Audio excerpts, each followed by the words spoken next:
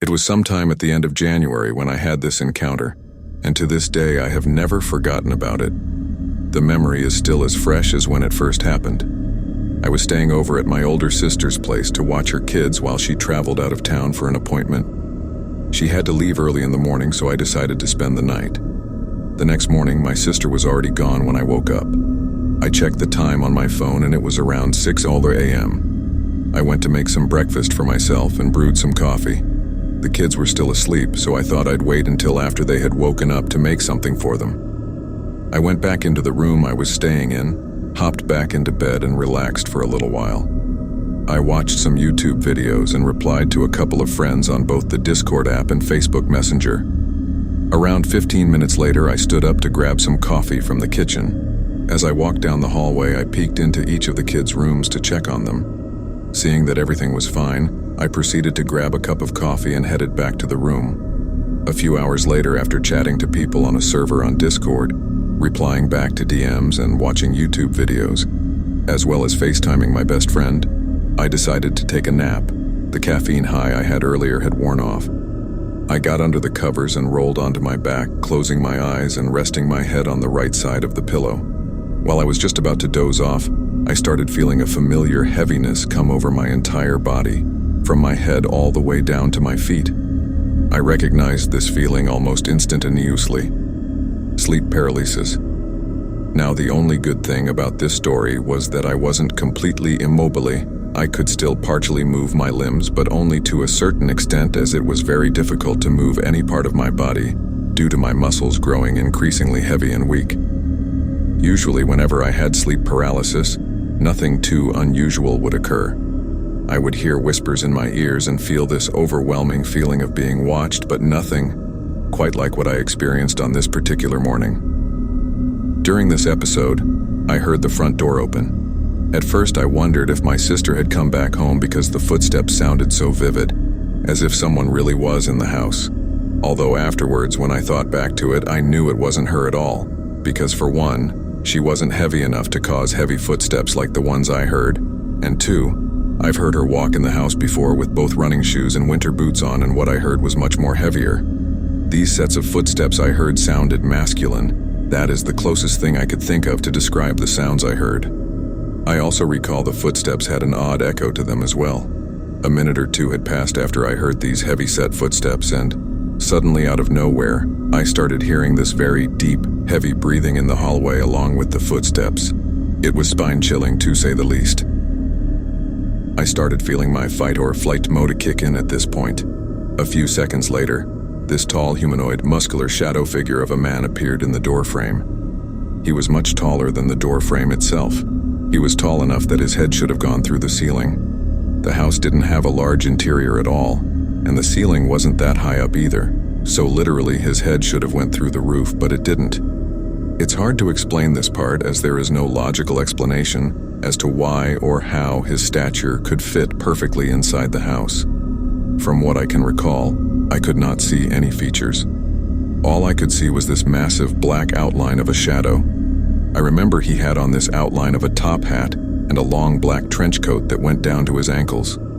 He stood in the doorway for a moment, staring at me. Then in a split second, he rushed over to me at an inhumane pace without any hesitation whatsoever, lifted his left arm up, revealing these 1 to 2 foot long claws, and took a swipe at me.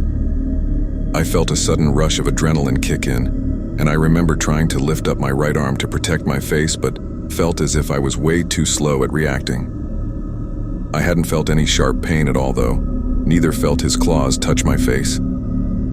I can't 100% remember now, but I think he was messing with me, as I saw him stop short of tearing at my face. I felt that he was amused at my fearful reaction of him. After breaking out of the sleep paralysis, he disappeared. I bolted up in bed and looked around the room out of instinct, but didn't see anyone there. Although I knew that nobody else besides the kids and I were in the house, I still got out of bed and checked the kids to make sure they were okay. They were. I breathed a sigh of relief. I went and checked both the front and back doors to see if they were unlocked. Nope. Both doors were locked and secured. Satisfied and more calm now, I went back into the room and climbed back on the bed. sitting up with my back pressed against the pillows. I started thinking back on what had happened, and I realized that this humanoid shadow man somehow looked very familiar to me. I swore I saw him somewhere before. I decided to whip my laptop out to do some research.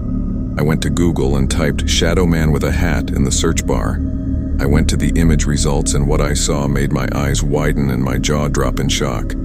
There he was, the exact same man I saw just minutes before. I'm now 100% fully convinced that the shadow figure I saw was the Hat Man. I've heard and read many stories from other people about how, when he appeared to them, he'd just stand in the corner of their rooms or at the foot of their beds, watching them for a few moments or so before disappearing. Some have said they felt an overwhelming sense of doom and gloom after seeing him, while others have stated they didn't feel any fear at all. None of them, though, seem to have had as an intense and as violent of an encounter with him as I did. I have had a few more encounters with the Hat Man over the months, but these encounters weren't as terrifying as the first time he appeared to me. To this day, I continue to see him off and on.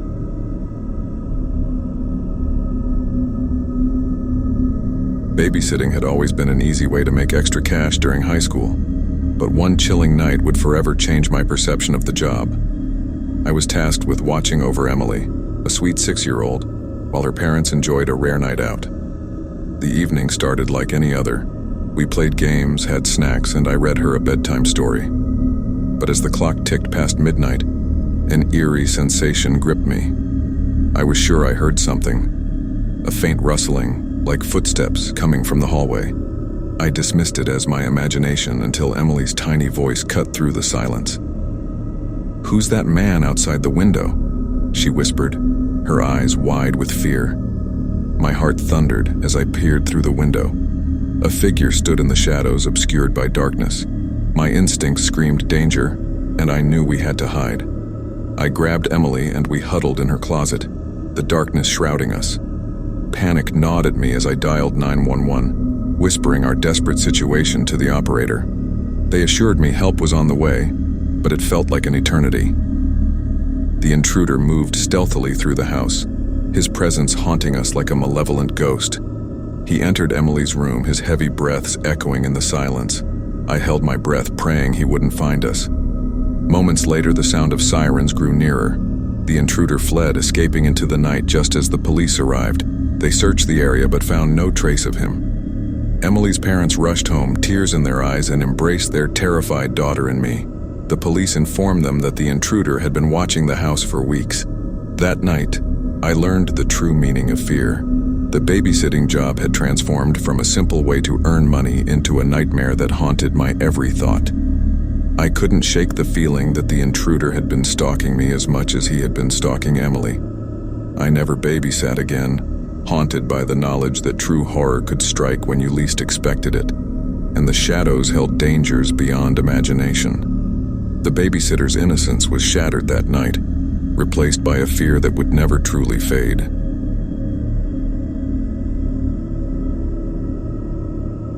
Babysitting for the Johnsons was a regular gig for me, a way to earn some extra cash during the summer. Their quaint suburban home seemed idyllic, but beneath its facade lurked a nightmare I could never have imagined. One evening, as the sun dipped below the horizon, Mr. and Mrs. Johnson left for a dinner party, leaving me in charge of their 2 young children, Lily and Ethan. The night began normally, with games and bedtime routines. However, as the house grew darker, a strange sensation gripped me. I heard whispers, soft, almost inaudible voices that seemed to emanate from the walls themselves. I reassured myself that it was just the old house settling, but the voices grew louder, more insistent. Curiosity got the better of me, and I ventured into the dimly lit hallway. That's when I saw them, shadowy figures, silhouetted against the moonlight streaming through the windows. They weren't human, their forms twisted and grotesque. Frozen with terror, I watched as they gathered in the living room, their whispers growing into a cacophony. They spoke of malevolent deeds, dark rituals, and a presence that fed on fear. Panicked, I rushed back to the children's room, determined to keep them safe. But Lily and Ethan were gone. Their beds lay empty, covers neatly tucked. Desperation clawed at me as I searched the house, the voices now a deafening chorus. I found them in the basement, their eyes vacant, chanting along with the shadows. My attempts to pull them away were met with resistance, as if an unseen force held them in its thrall. In a final act of desperation, I screamed for the whispers to stop. The basement plunged into darkness and the figures vanished, leaving Lily and Ethan bewildered but unharmed. When the Johnsons returned, I recounted the night's horrors. They listened, their faces etched with worry.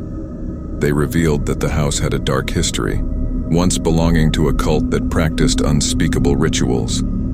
I never babysat for the Johnsons again. The House of Whispers had forever scarred me, a place where the boundary between reality and the supernatural blurred, and where the malevolent entities lurking within its walls craved the innocence of children. Babysitting had become a portal to a nightmarish world I could never forget.